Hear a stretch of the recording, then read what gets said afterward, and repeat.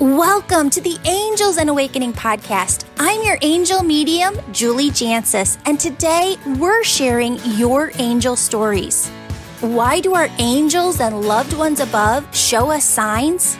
Yes, they want us to know they're okay and at peace, but deeper than that, they want us to connect with them so that they can help us more from the other side.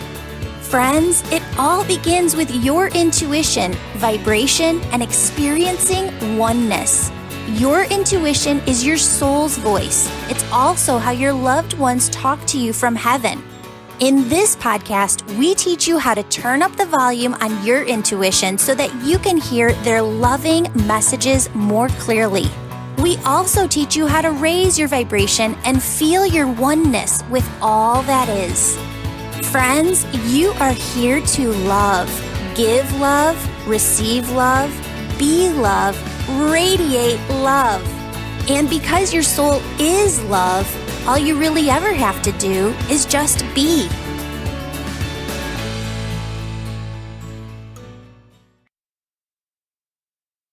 Hello, beautiful souls. Welcome back to the Angels and Awakening podcast. I'm your host, Julie Jancius, and today we are here with Joanna. Joanna, welcome to the show. Thank you. Yay, I'm so excited you're here. I know that you have two stories. One kind of ties into the next, so I'm just going to have you take it away. Great. So when I was 8 years old, my grandparents' basement used to scare me. And I was fine when I was down there by myself. And then when I ended up, I'm fine when I was down there with people. Right. But as soon as I was the only one, I would start to feel it in my chest and get anxious and nervous. And so I would go upstairs, and it continued over, I think it was probably 7 or 8. And the fear started building, and it would get scarier and scarier. And I kept getting this impression of this man that was in the shadows.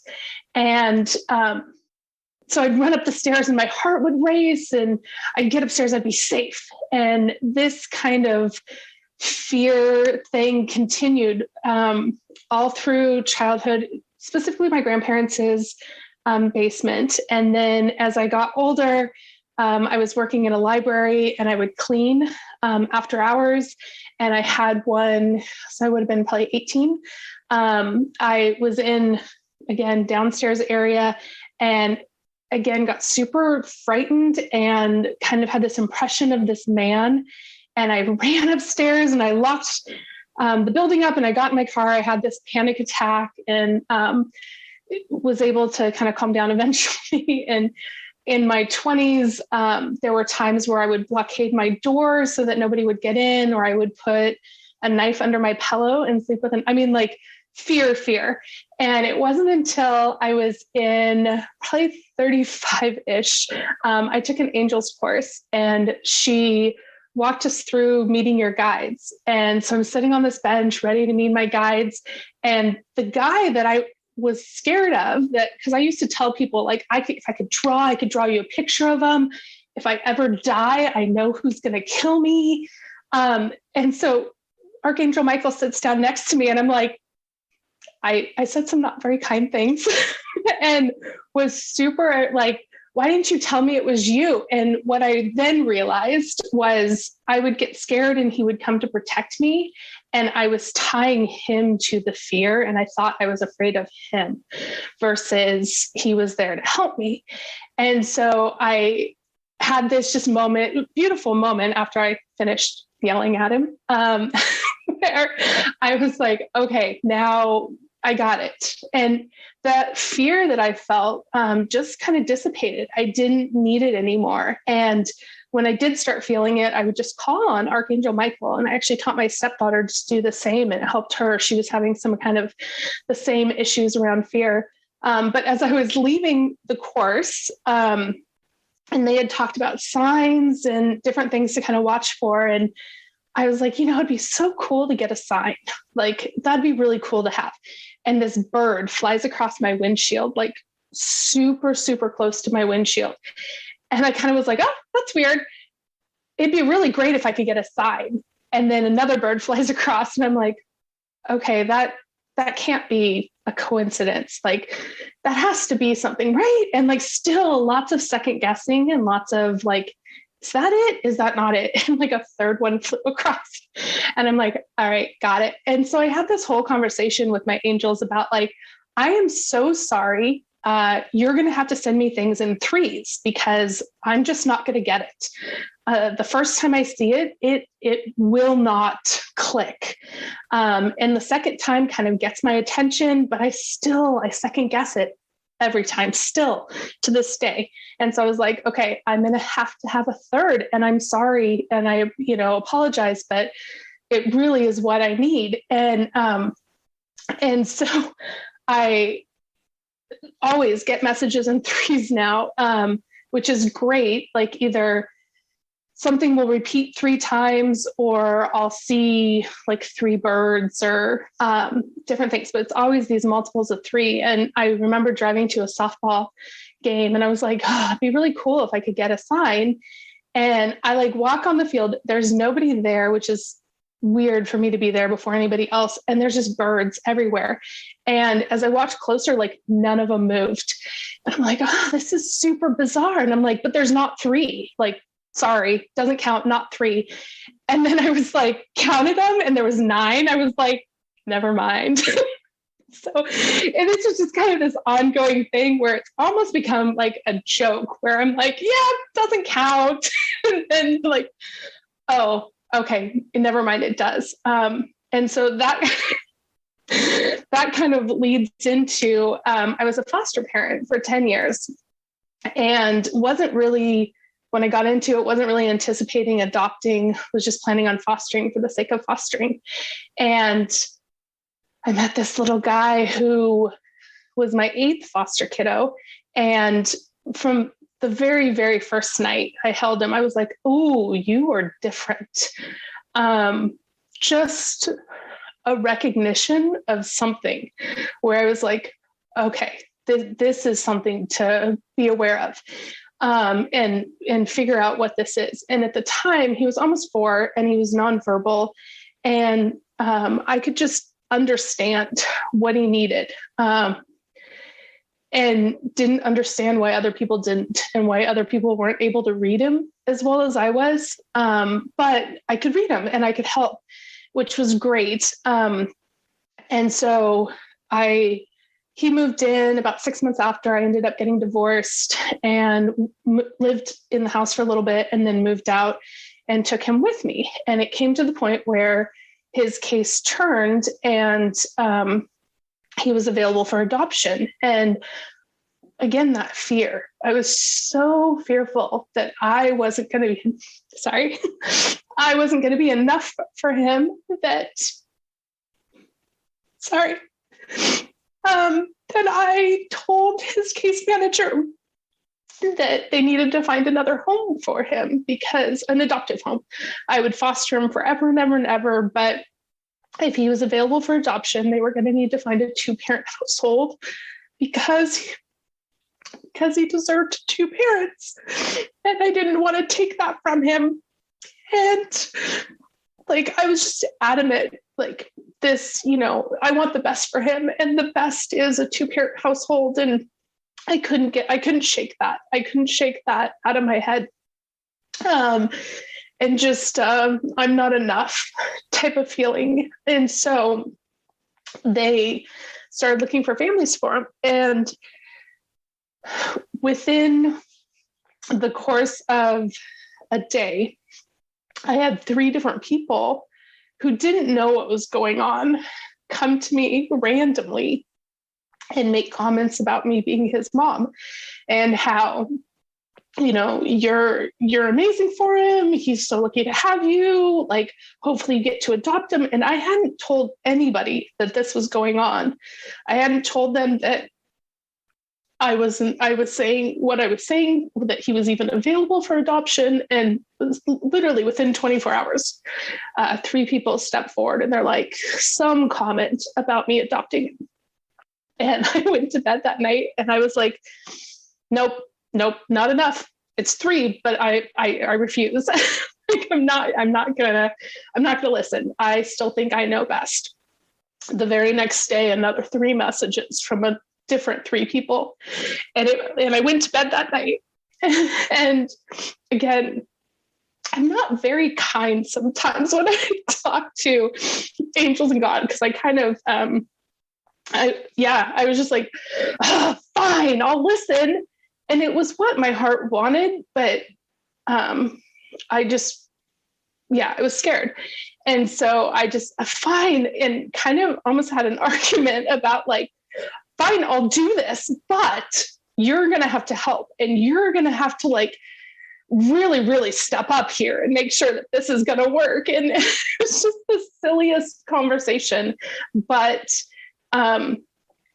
you know, and it just, a lot of that like fear and like really asking for help. And then within the next like week or so, I was drawn to, and I don't know how it got brought up, but I must have been going through photos, and I started to, I know what it was. I went back through my email because I had sent an email in January of 2013 that said, we had foster kids in the house. We didn't have an opening at all, but I sent an email to our case manager saying, hey, I think the next placement is going to be a pre-adoptive placement. And here's the profile of a kid that would be a really good fit for our family.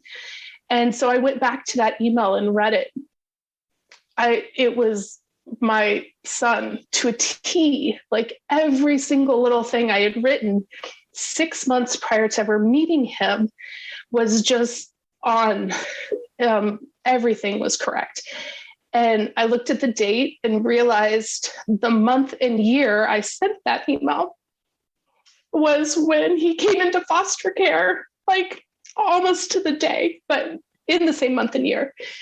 And then I kind of got curious about dates and looked back through, and the month and the year we started to complete foster paperwork to be a foster parent was the month and year he was born.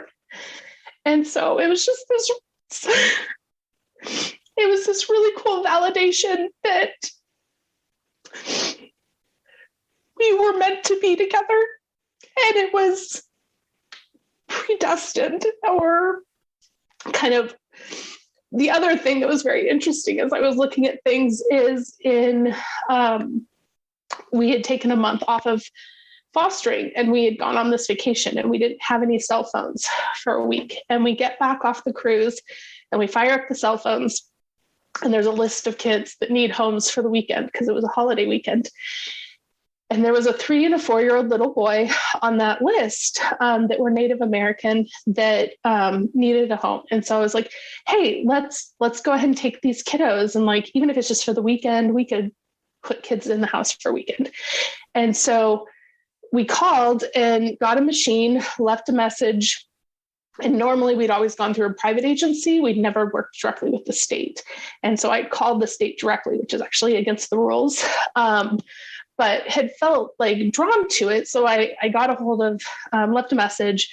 On Monday, all the people got involved, and I got the profiles of a 3 and a 4-year-old. And I start reading through them, and it wasn't the kids I asked about. It was a different 3 and 4-year-old boys. And I remember reading through it and laughing and being like, well, this isn't who I wanted, but these are so much better. Like, these are such a better match for us. And they made a mistake, and now I got better kids. And so it was just kind of like in this moment of kind of chaos and really questioning myself and questioning what I should do for this little guy. Like all of this validation that we were where we needed to be, and we had found each other, and that he really was meant to be my son. And it was very, very beautiful once I got over the stuff I was letting myself get hung up around about not being good enough for him and not being enough. So it was just very, very lovely.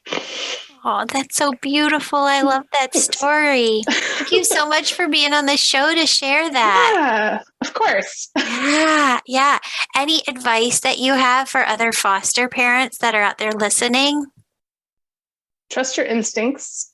And like, I knew that very, very first night I held him that he was different. I knew. All my other kiddos, like, I loved and I cared for, but like this one, it was like my soul recognized his. And then I guess not getting caught in what you think it's supposed to look like.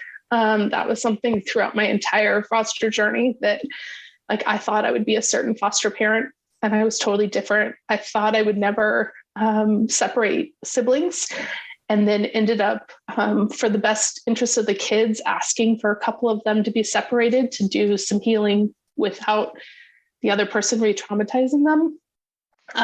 And so again and again and again, just trying to like be okay with letting go how I thought things had to look, even including how I thought my family was going to look. I always thought there would be two parents and there would be, you know, two kids, and it would be in a certain order, and kind of giving that up and handing that over and trusting that what is meant to be will be, was a very humbling, long journey for myself. One of the things that I know that you mean, but I just want to clarify, like, for everybody here listening, is when you said like the 3 and 4-year-old that you called about, like, weren't, you know, who you got two others.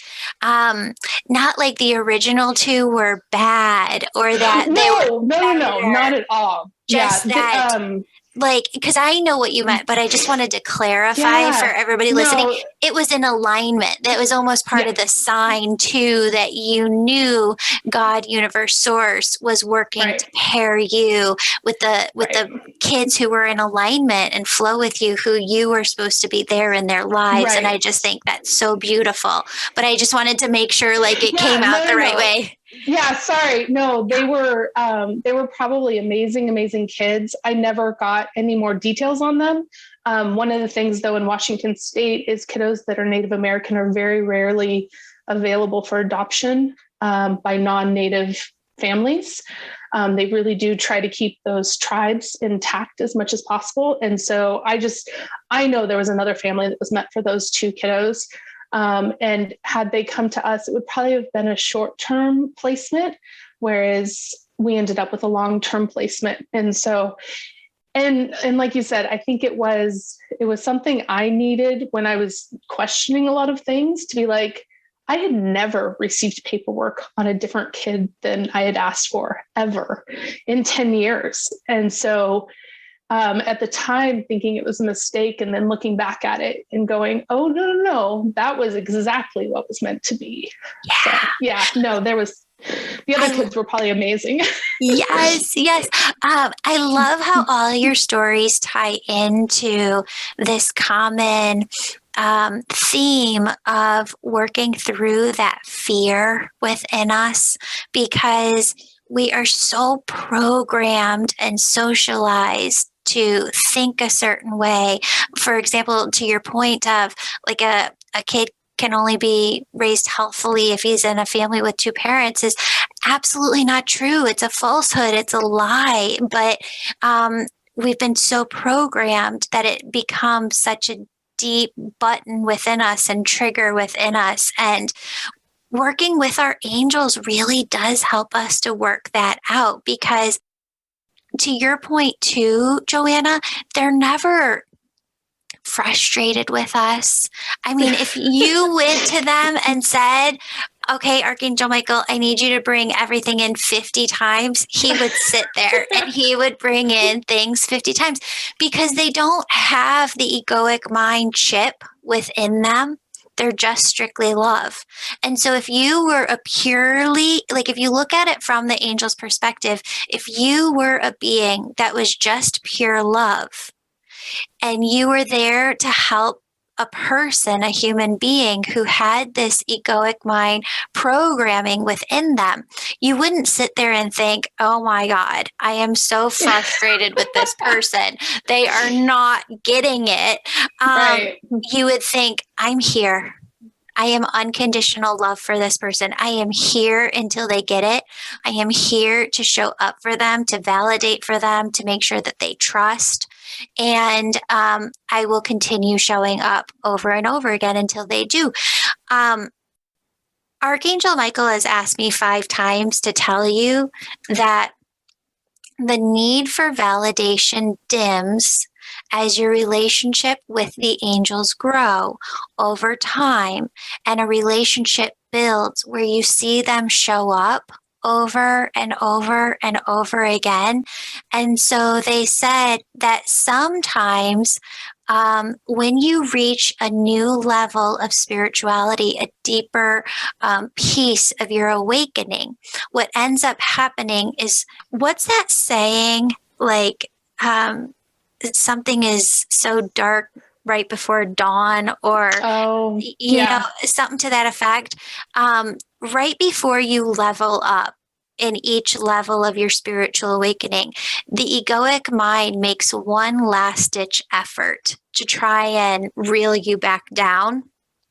And you have to recognize that. So Archangel Michael says, as you level up and the egoic mind starts to get louder, recognize that as a sign that you are leveling up, and allow it to kind of dissipate, right? That egoic mind, so that you're not anchoring into it. You're just allowing it to float on by.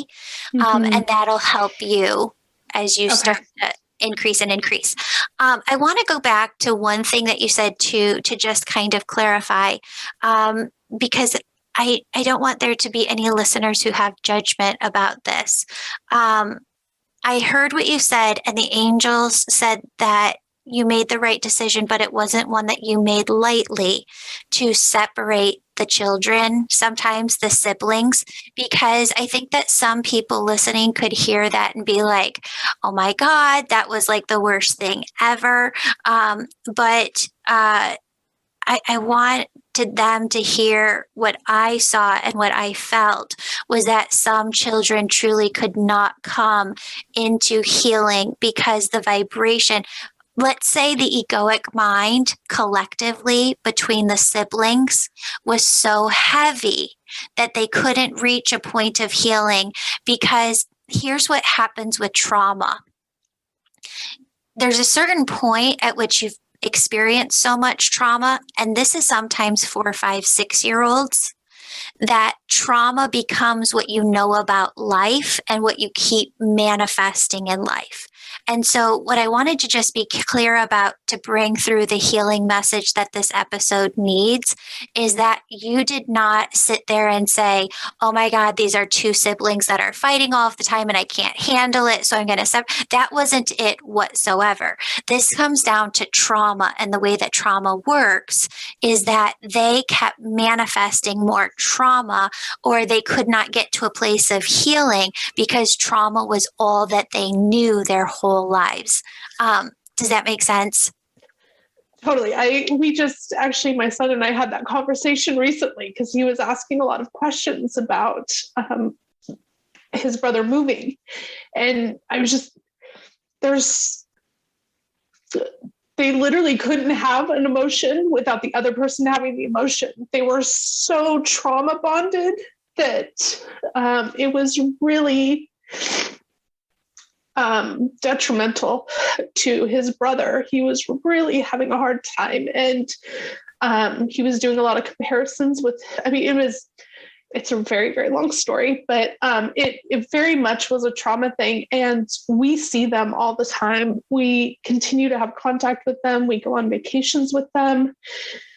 The boys, now that they're older, because they were 3 and 4, and my son, like I mentioned, he was nonverbal at the time. And safety risk. He couldn't hear or perceive anything. And so he would climb on things and he would like run into traffic. And so he needed one parent's full attention. And so this other child was getting completely ignored.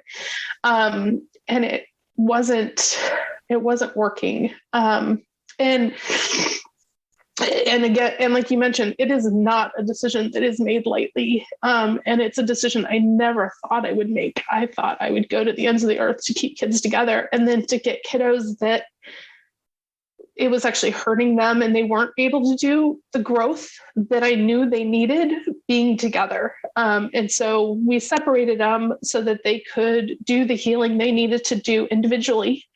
But we've always kept them together. We've always kept contact. We've always visited them. Like I mentioned, we've taken week-long vacations with them.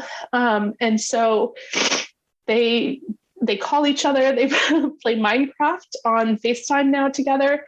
They have a much more healthy bond than they would have been able to have. Yeah. And I see you, part of your purpose as your heart is so invested and you know so much more about this than I do. But I see your soul working to bring them always like back together and keep them in contact and make sure that they have that close bond with that sibling. So I want you to know that you're on the right path, you're doing the right things, and that your spirit team is fully behind you. One of the things that we really haven't talked about on the show, I'm reading a couple of books on it right now, is the way that spirituality impacts the brain. And that when you look at brain research, a brain of people who have brain image of a person who has done their spiritual work looks different from a person who has not. And I'm trying to dive. I'm not going to talk about this in depth because I haven't fully done my total homework on this. But I want to have a couple brain experts on the show to go deeper into this, into the books that they've written on it. But here's what I want you to know, Joanna, as it ties to your life plan and the work that you're doing, is that I believe in the future years, we will have this to be able to show that spirituality isn't something that's just woo-woo in the air that you can't see, right? It's not tangible. I do believe that there is going to be proof that it is tangible. And what your angels ask me to share with you is you diving deeper into your spiritual awakening is changing your brain, is changing how it works.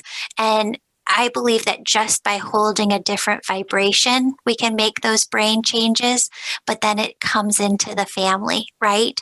And the kids are able to make those brain changes.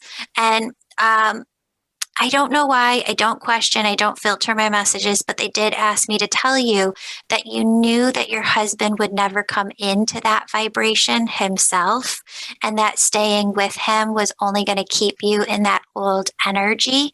And they asked me to share with you that even though a lot of us grew up with religion, I can tell you that the angels say that divorce is not a sin. It's not a ding on our record on the other side whatsoever. Marriage is a man-made concept here on earth. And what you knew innately is that you staying in that relationship, he was not moving. And you cannot have a relationship where one person is not growing and staying stagnant and the other person is growing and evolving. And they said that was not a decision that you made lightly either. They said that you stayed in that for a long time. And they said you made the right decision. And they said everything that those kids need will come through you vibrationally. So just know that not only did you make the right decisions, but Spirit is asking you to see the next 10 years, 20 years, 30 years, and see that the shifts you're making now and the way that you're working on yourself now is not only impacting you, but is impacting the kiddos. That your vibration touches and your words touch and your thoughts impact. And so they're really excited about that for you. Thank you. That was... Yeah. definitely what I thought. But again, I never, ever thought I would be divorced ever. Ever. Yeah. So yeah, it took a long time to get there, but it very much was ended up being very mutual, and very much we're going in different directions, and we can best support each other by divorcing, which, and even after we divorced, we lived together for about 6 months until his youngest daughter finished her senior year of high school. So it was very, very amicable, but yeah, it took probably half of the relationship. So 4 years out of the 8, trying to figure out how to make it work, and then realizing maybe it shouldn't work. Maybe it's meant to be something different than this.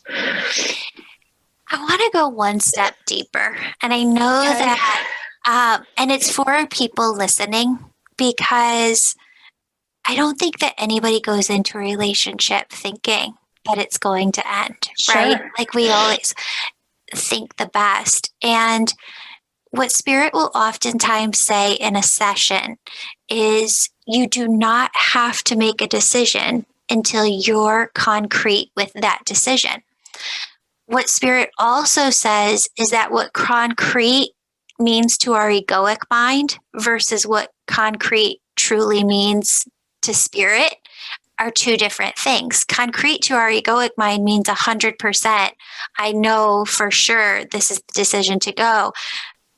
But because we have free will, there isn't ever a 100%. We always have options. So there's a 98%, there's a 95%, but you don't get 100% certainty, because it would take away your ability to have options. Right. But you don't have to make a decision. What the angels are always trying to say is you don't have to make a decision until you feel ready. And can you kind of speak to that? Because there's some people in the same position, and maybe within those 4 years that you stayed where you just didn't know if it was right, maybe you weren't ready at that point. But by the end, what your angels say is that you did have that 95, 98% certainty. And I think if you could describe the vibration of that, or what that feels like, it might help a listener out there who's trying to make that decision. One more thing before I let you speak, is it's not just relationships. I mean, some people are out there thinking to themselves, do I want to become a healer, or do I want to change jobs, or do I want to move across country? You could apply this to any decision that you're making. Right. Yeah. So the 4 years was there was nothing wrong with the relationship. And that was actually one of the hard parts, is it worked. There was no arguing, there was no abuse, there was no, it just was, and it was very, very comfortable. And so the 4 years was actually more about me learning about myself, and really digging into what do I need? What do I need to let go of internally? And then what do I want? And again, kind of coming back to that, I always saw myself married, and then I would have kids, and this was somebody that I had fun with, but he was very, very easy. He was easy to be around. He would let me do whatever I wanted at any point. And that was very appealing when I met him at 25. And it wasn't until I started my journey of healing and self-exploration that I realized I selected him because he was so easy. He wasn't somebody that ever challenged me to be better, or to grow, or to expand on what I was thinking. And he was and I'm going to keep saying fun, but he was just fun. He was fun to be around. And that's what I needed in that moment of my life. And then as I started, and it started with me doing my own therapy and going in and realizing that I was wearing a lot of masks in my world, and like nobody was really seeing the authentic me, because I wasn't even sure who the authentic me was. And then as I got more and more to that authentic self, or working towards that authentic self, and realizing what I needed, and that growth is something that I need. I love learning, and I love questioning thinking, and even just having somebody to have those conversations with was something that was really, really important to me. And you make the best decision you can in the moment, and then as you learn and grow, sometimes you realize that it gave you what you needed, and then you're ready for something else. And with that, ready for something else, there was a period of like, hey, do you want to come with me on this journey? Like, I'm headed in this direction. Do you want to also grow? And do you also want to tackle these things and kind of grow as a couple? And we had amazing conversations where, he's like, oh, I like the way I am. And I like he still does. He's still exactly the same. And so at the point where, it just kept like, and again, so many good conversations. And I am so glad that it took the amount of time it took. We wouldn't have fostered all the kids if I would not. I don't think I would have jumped into that journey by myself. He was really the catalyst for starting that. He was the one that found the agency and filled out the paperwork and started doing that. I think I would have let fear. He always jumped. He's so good at jumping, and he would pull me along early on. And like, I would see that jumping doesn't hurt. It leads to some really, really cool places. And so it was really, really amazing to live with somebody that lived like that and to be exposed to that. But yeah, and truly within a week of each other, we both realized that it was over in the way it looked currently. But we're still in contact. We still check in with each other. We still, when we have a major life event, we still reach out to each other and give each other a heads up about it. So I was able to go to his older daughter's wedding, and we all got to hang out together. And it's a great, beautiful relationship that evolved, and it just evolved into not being married anymore. Yeah. That's amazing. I want to just kind of clarify a couple of things, because I think that people listening could, I get this question often, like, how do I make my partner be more spiritual? And because I want people to know that just because two things. One, just because somebody's kind of like vanilla or not growing like spiritually doesn't mean that they're not growing, right? Like my husband, I chose him too because he is a safe person. Like he experienced so much growing up. There's not an ounce of fear in my mind. Like, I don't fear him cheating on me. He would never do that. He's the kindest soul I've ever met, has taken the exact same thing to lunch pretty much for like the last 13 years. Sure. Like, he's just so predictable, right? But at the same time, he loves knowledge too. Like he loves but he doesn't love the same things that I do. Like he loves listening to all these different types of podcasts. And so he'll come to the dinner table and he'll just expand my mind about so many different things. Like I had never, but it's not, spiritual stuff all the time. It's different. It's life stuff. He's growing in different ways, but his love of knowledge is there in his own right. Because I need that too, right? It's fun to grow with somebody. When it comes to the spiritual piece and people's questions, like how do I make my partner be spiritual? The answer to that is you don't. Right. If you, like, when I look at myself, I think of myself as a pie, and you take that circle and you split it into all these different slices, and who I am is multifaceted. I need a little fashion in my life. I love to work with my angels every day. I need people to connect with really go deep into the woo woo now. That's where I'm at of spirituality, and I just keep craving going deeper and deeper. And I need a part of me needs to just be able to come home to a safe space and relax. And so what I'm trying to say to everybody listening is I don't need to be completed by my spouse. I don't need my spouse to fill me 100%.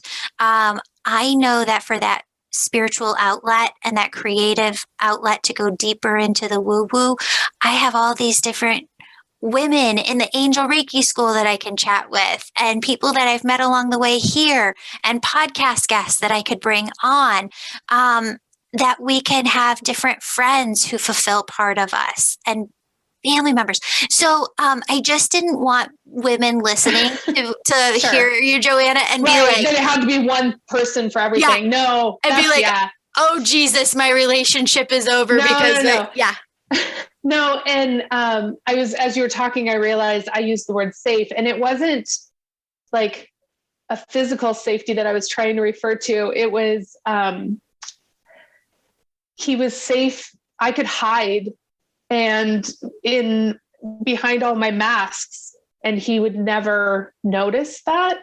And so it was more of a dysfunctional, like, I liked to present myself in a certain way to the world, and like this very perfect superwoman type A, like, and it wasn't healthy for me. What I was doing was really, really unhealthy. And so it truly had nothing to do with him. He is still a great guy.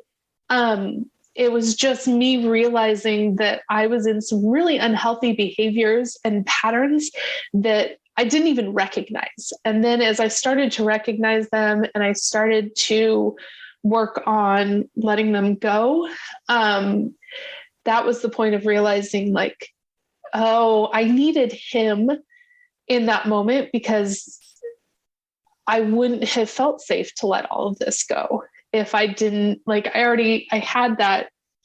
He helped create a space that was safe for me to be able to recognize all of that stuff for myself. And so the safe wasn't a bad thing. I love safety. Like, I will always be drawn to safety. I don't like the chaos. I like that very, like, calm home thing.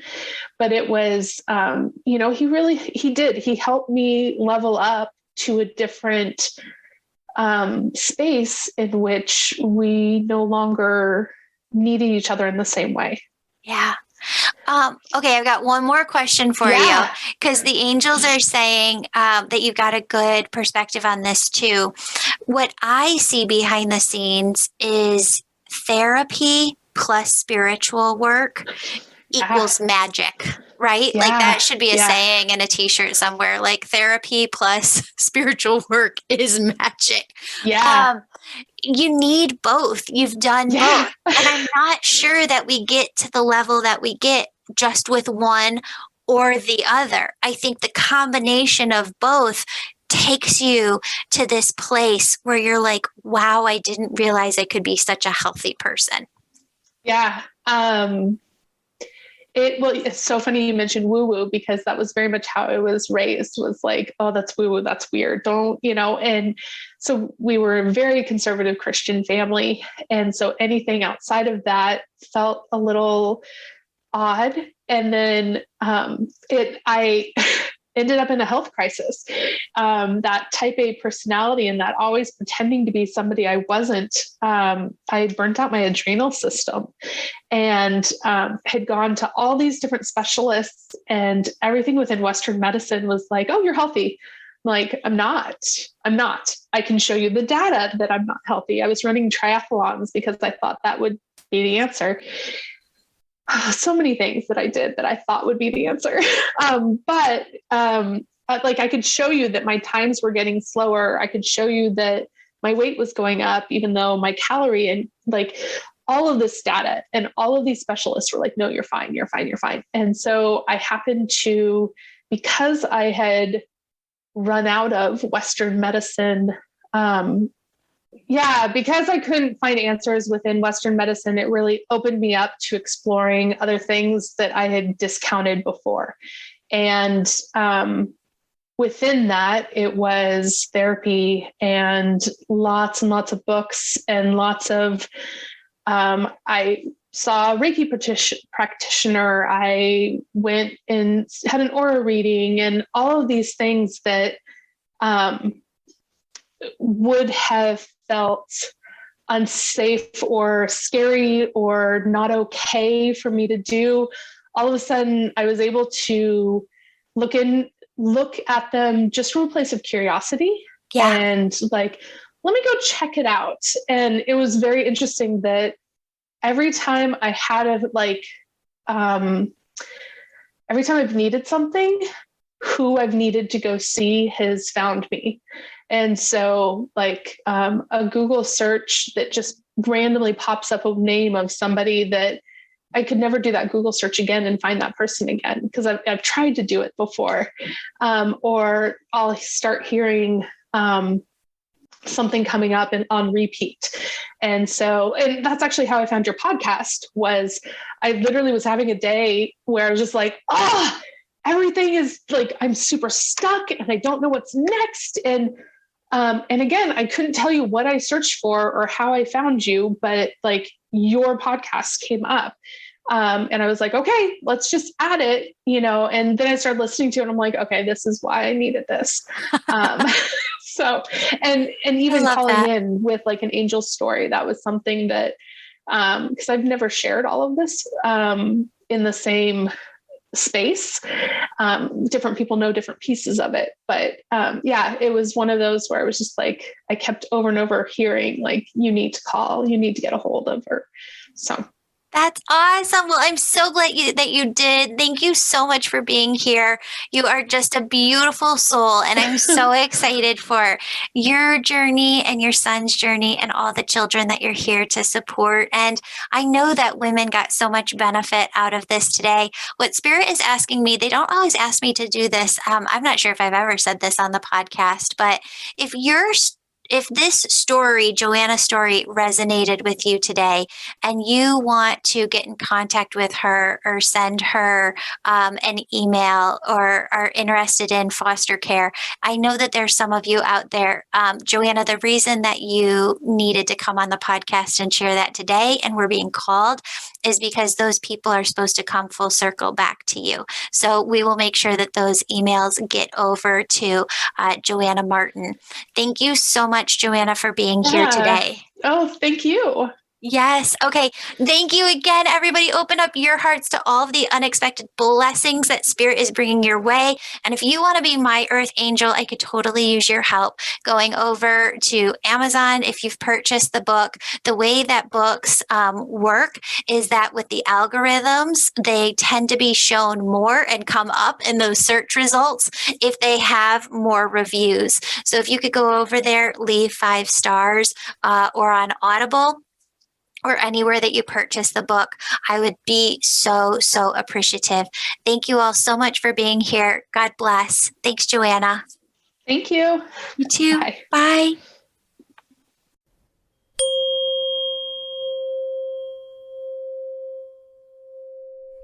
Beautiful souls, did you know that you can book a discovery call with me personally to talk to you about the angel membership, about the angel Reiki school, to help you decide which is right for you? If you want to book one of these discovery calls with me, what you can do is go on over to theangelmedium.com, go to the monthly membership tab, and then look at the very top. You're going to see a button that says book a discovery call. Click on that, book your time, and I will meet with you to decide and help you work through which program is right for you. Friends, thank you so much for being here today, and I hope you enjoyed this episode. What we have next for you is a mini meditation to help you set the tone and the energy for the rest of your day. And don't forget to start each morning with the 31-day Angel Success Formula. Those are the 31 free episodes that we just aired in January 2022. Thanks again, friends. Now I hope you enjoy this mini healing meditation. As you do this meditation, you'll raise your vibration and the vibration of the planet. Friends, what I want you to do is to just get into a relaxed position. If you are driving, operating machinery, need to concentrate, then this meditation is not for you. But anyone who is able to focus their attention on it, please join me. Friends, I want you to start by taking a deep breath in and a deep breath out.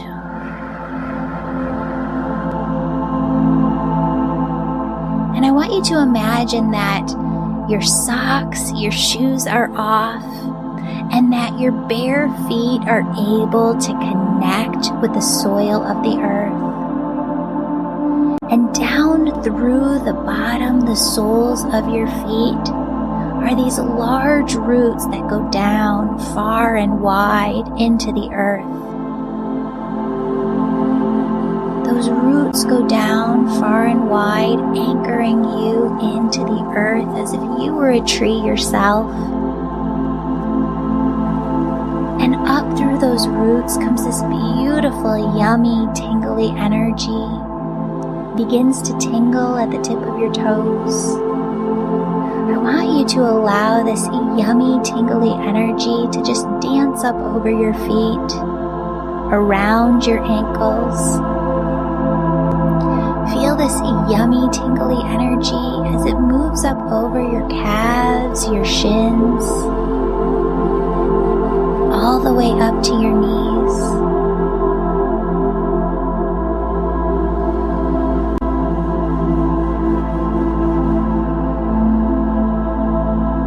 Feel this energy at your knees and allow it to move up the thighs, the hamstrings, all the way up to the sides of the hips. I want you to allow this energy to move from the hips up to the base of your spine, the base of your stomach. And I want you to feel this energy as it climbs up the spine and the stomach, all the way up until it reaches your heart.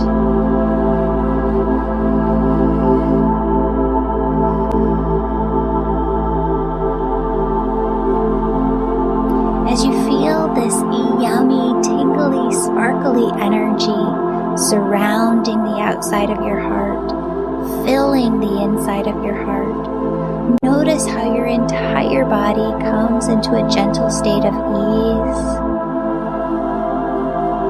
Allow this energy to move up into the shoulders, into the neck. Feel it as it fills your entire head, front to back, side to side, top to bottom. And then feel this energy as it moves through the hair follicles on the top of your head, so that you feel this yummy tingliness 2 inches to 10 feet or higher above the top of your head. Friends, you might feel like there's a string above your head lifting you up towards the sky. You might feel an airy floatiness. You might feel an expansive spaciousness. what I want you to do from here is imagine that there is this large opening at the crown of your head. It's the size of a cereal bowl, right? And I want you to imagine that it extends upwards towards heaven and that God sends this loving, peace-filled oneness energy. It's love, it's joy, it's peace, it's bliss, it's ease, it's grace. And God just sends this energy through the crown of your head. It moves through your head, down through your neck, down through your shoulders, and it starts to pool. This God energy starts to pool around your heart, within your heart. And I just want you to feel that for a moment. And I want you to just tap in and notice. I want you to notice that your heart, your physical heart, is one with your body.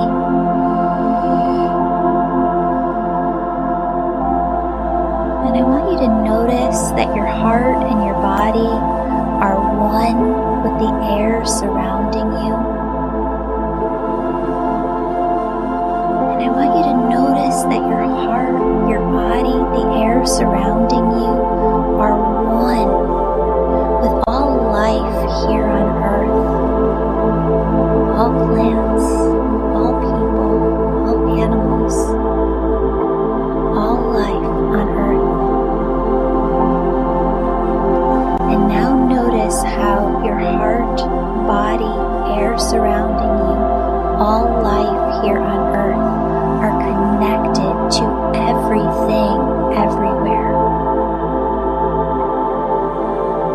Friends, did you notice how your body got more expansive, your energy got more expansive, and you could feel out into your auric field, you could feel out into the energy of the world, into the energy of everything, everywhere. Friends, that is oneness, and you can carry oneness with you in your everyday. I don't want you to stop here. I don't want you to open up your eyes. I want you to continue this meditation and to see that surrounding you are angels. You have guardian angels around you. You have cherub angels holding this space open for you to get into oneness at any time. You have archangels working with you in every area of your life. You have loved ones on the other side. See them in detail, friends, because you seeing them in detail is the exact same thing as you going to them on the other side, knocking on their door, asking them to spend time with you. They love you so incredibly much. They want to spend time with you. They want to develop that relationship with you. When they're there, you're here. I know it's different, but you can still have that beautiful, incredible relationship.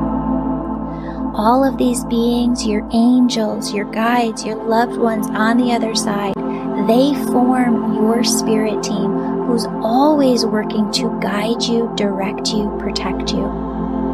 Friends, what I want you to do is just take some time with them right here, right now.